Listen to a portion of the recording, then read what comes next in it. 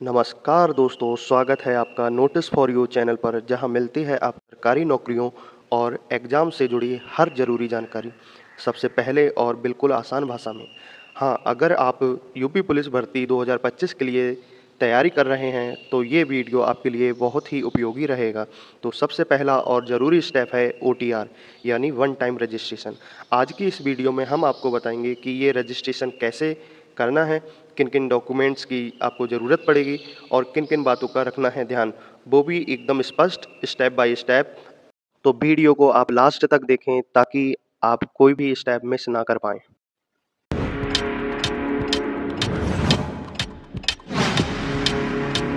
आपके सामने इस तरह का इंटरफेस दिखाई देता होगा। उस इंटरफेस में आपको latest notice one time registration वाली लाइन पर क्लिक कर देना है। जैसा कि मैं आपको मार्क कर दिखा देता हूँ, यहाँ पर आपको क्या करना है, क्लिक करना है। क्लिक करने के बाद आपके सामने एक नया इंटरफेस दिखाई देगा जिसमें एक पॉपअप भी है।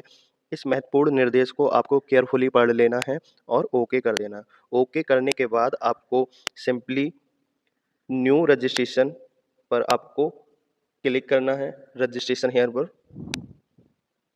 रजिस्ट्रेशन हियर पर क्लिक करने के बाद आपके सामने इस तरह का इंटरफेस दिखाई देगा जिसमें संपर्क विवरण में आपको ईमेल एड्रेस और मोबाइल नंबर फिल करना होगा। साथियों, आपको मैं बता दूं कि जो आप ईमेल एड्रेस और मोबाइल नंबर फिल करेंगे वो आप अपना पर्सनल ही करिएगा, ताकि आपको इन फ्यूचर जब आप आवेदन करें तो उस टाइम आपको ओटीपी को लेकर किसी भी तरह की कोई समस्या ना हो। तो आपको पहले वाले बॉक्स में ईमेल एड्रेस भर देना है, जनरेट ओटीपी करेंगे, ओटीपी करने के बाद आपको ओटीपी फिल करनी है। फिल करने के बाद आप मोबाइल नंबर फिल करेंगे, उसके बाद जनरेट मोबाइल ओटीपी और ओटीपी फिल करके आपको वेरीफाई प्रोसीड पे क्लिक कर देना है। जैसा कि साथियों मैं अपनी डिटेल फिल कर देता हूँ। डिटेल फिल करने के बाद आपको सिंपली वेरीफाई प्रोसीड पर क्लिक कर देना है। अब देखिए साथियों, जैसे ही मैंने क्लिक किया, क्लिक करने के बाद मेरा जो मैंने जो डिटेल फिल की थी वो डिटेल संपर्क विवरण का सफलतापूर्वक सत्यापन हो गया है। उसके बाद आपको टर्म्स ऑफ कंडीशन को पढ़ लेना है और पढ़ने के बाद आपको सीधे वेरीफाई थ्रू आधार या फिर वेरिफिकेशन थ्रू डिजी लॉकर या I am not currently registered with Aadhaar and DigiLocker. देखिए साथियों, अगर आपके पास आधार डिटेल्स है तो आधार डिटेल्स के माध्यम से भी आप वेरिफिकेशन कर सकते हैं। अगर आपके पास डिजिलॉकर आईडी है या अकाउंट है, आप उसके माध्यम से भी वेरिफिकेशन कर सकते हैं। और साथ ही साथ मैं आपको बता दूं कि आपके पास अगर कोई रजिस्टर्ड आधार नंबर नहीं है या डिजिलॉकर नहीं है तो उस कंडीशन में आप इस वाले आइकन पर क्लिक करेंगे। ठीक है, जैसा कि मेरे पास डिजिलॉकर आईडी है तो मैं दूसरे वाले ऑप्शन पर क्लिक कर दूंगा। आपको सिंपली वेरिफिकेशन थ्रू डिजिलॉकर पर क्लिक कर देना है।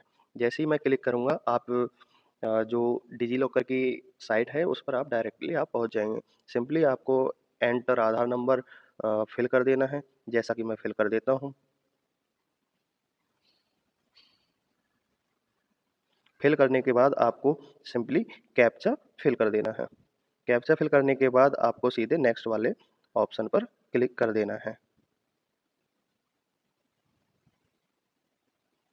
क्लिक करने के बाद जैसे ही आप क्लिक करेंगे, आपके आधार नंबर पर जो रजिस्टर्ड मोबाइल नंबर होगा उस पर एक ओटीपी पहुंचेगी और उस ओटीपी को आपको फिल कर देना है। जैसे ही आप ओटीपी फिल करेंगे, ओटीपी फिल करने के बाद आप सिंपली आप कंटिन्यू पर क्लिक कर देंगे। जैसा कि मैं क्लिक कर देता हूँ, थोड़ा प्रोसेसिंग में टाइम लग रहा है।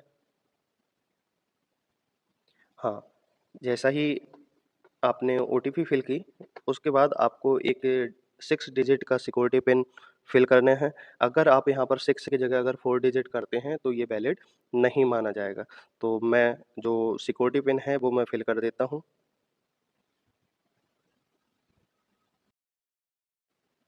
सिक्योरिटी पिन फिल करने के बाद आपको सिंपली कंटिन्यू पर क्लिक कर देना है। क्लिक करने के बाद प्रोसेसिंग चल रही है, साथ ही साथ आपके सामने आपकी पर्सनल डिटेल शो करने लगेगी। जैसे ही आप कंटिन्यू पर क्लिक करेंगे, आपके सामने इस तरह का इंटरफेस दिखाई देगा। इसके बाद आपको क्या करना है, व्यू ऑल 8 डॉक्यूमेंट्स पर आपको सिंपली क्लिक कर देना है। क्लिक करने के बाद आपके सामने इस तरह का इंटरफेस दिखाई देता होगा जिस पे आपको आधार वाले सेक्शन पर क्लिक करना है और क्लिक करने के बाद सिंपली आपको अलाउ वाले ऑप्शन पर सिलेक्ट कर देना है। सिलेक्ट करने के बाद देखते हैं कि डिजी लॉकर सत्यापन पूर्ण हुआ। डिजी लॉकर से क्लास 10th का सत्यापन विफल हो गया है। तो उस कंडीशन में आप क्या करेंगे, अपना मैट्रिकुलेशन के आधार पर अपना नाम, अपनी जन्मतिथि, जेंडर, फादर्स नेम, ये सारी चीज़ें फिल करेंगे। तो मैं फिल कर देता हूँ। मैट्रिकुलेशन हाई स्कूल प्रमाण पत्र में जो आपका पूरा नाम है वो आपको फिल करना है। उसके बाद डेट ऑफ बर्थ फिल करनी है। उसके बाद जेंडर फिल करना है और उसके बाद आपके जो पिताजी का नाम है और ये आपका जो डिजी लॉकर से आपका फैक्स हुआ है, दोनों आपके सेम ही होने चाहिए। तभी आपका जो ओटीआर रजिस्ट्रेशन होगा तभी आपका वैलिड रहेगा।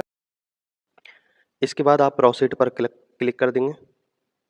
क्लिक करने के बाद आपको सिंपली आपको एक पासवर्ड जनरेट करना होगा। उस पासवर्ड में आप मैं बता दूं कि पासवर्ड कम से कम 8 अक्षर का होना चाहिए, जिसमें कुछ बड़े अक्षर होने चाहिए, कुछ छोटे अक्षर होने चाहिए, कुछ विशेष चिन्ह होने चाहिए और कुछ अंक होने चाहिए। तो इस तरह का पासवर्ड बनाइए ताकि अ, आपका पासवर्ड अगर किसी को पता भी चल जाए तो वो जल्दी से लॉगिन ना कर पाए।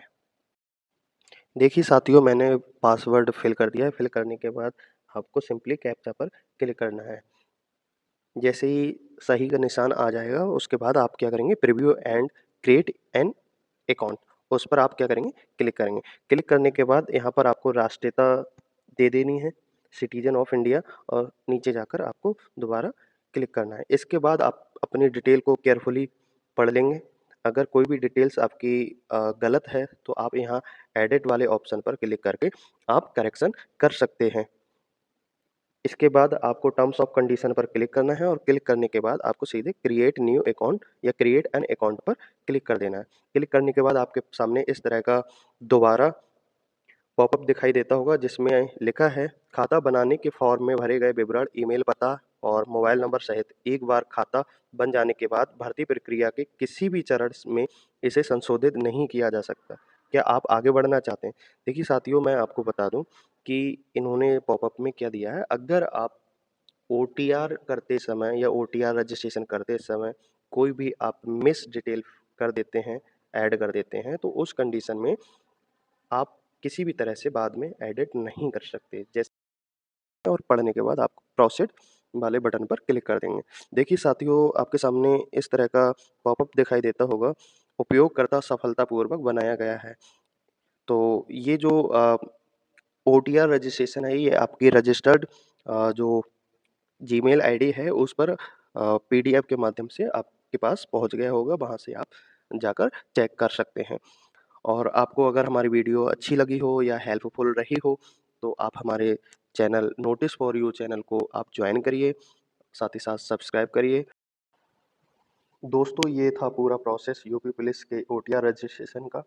अगर आपको वीडियो पसंद आया हो और इससे मदद मिली हो तो इसे लाइक करें, दोस्तों के साथ शेयर करें और हमारे चैनल नोटिस फॉर यू को सब्सक्राइब करना ना भूलें। नीचे कमेंट करके बताएं अगली भर्ती या फिर वीडियो आप किस टॉपिक पर चाहते हैं। मिलते हैं अगली वीडियो में, तब तक के लिए धन्यवाद और ऑल द बेस्ट।